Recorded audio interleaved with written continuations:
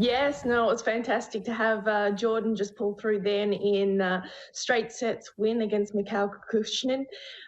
So Geordie's our first male player into the fourth round. We're also waiting for Alex Diminar to play his match for his third round, and hopefully we'll have both the boys through to the fourth round of the US Open.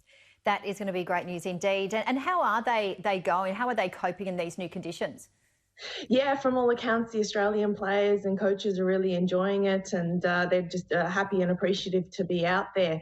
I mean, in the last week, we did have the unfortunate positive testing from Benoit Paire, which has placed a few of the French players in a bubble within the bubble, just trying to protect about 18 or 19 players and personnel over there, given that he was tested positive. So he pulled out of the Cincinnati event first round there, and then subsequently got tested positive a couple of days later after also receiving negative tests. So this is also the challenges that the tournaments and the tennis federations that are facing in these new times. Yeah, we're seeing it everywhere, aren't we, in all sorts of sports and films being postponed, etc. What are some of the other latest results? I just read, Jazz, that Naomi Osaka said she's very tired and wants to get into an iced bath, but due to COVID, players can only get into an iced bath if there's an emergency. Yeah, so she had a tough three-set win, although the women's side of the draw really looks like it's promoting for Osaka, Serena Williams final.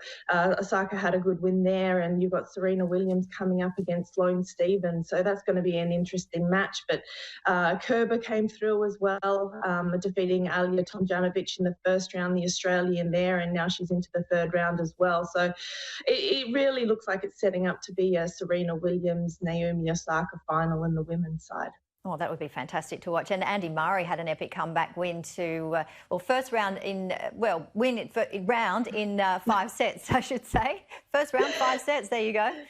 Yeah, no, it was great to see Andy Murray come back and win a match. Unfortunately, he went down to the young Canadian Felix in, I think it was 4 sets there in the second round. So disappointing that he couldn't make it further through.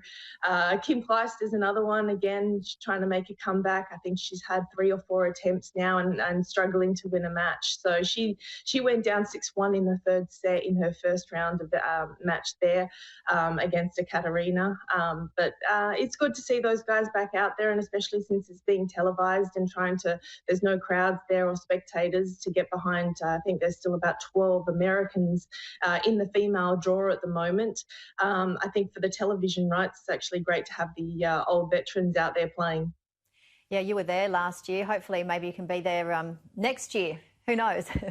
Yes, no, it's very challenging times, and you've got the French Open coming up in 2 weeks' time, so that's where it's going to be interesting with how the French have actually taken Benoit Paire's positive test and what they're planning to do for the French Open moving forward. You had Kristina Milanovic, who is a French tennis player. She was up 6-1, 5-1, and then lost that game, went 6-5. 6-1, 5-2 up and 40 love up, and still managed to lose that match, and then came out and said that she was upset about being in the bubble within the bubble. I think a lot of tennis players are actually enjoying just being out there and playing again and earning an income again. And it's going to be interesting to see what the French Federation does with Roland Garros, given that they're not actually looking to provide a bubble opportunity for the players. Yeah, sure.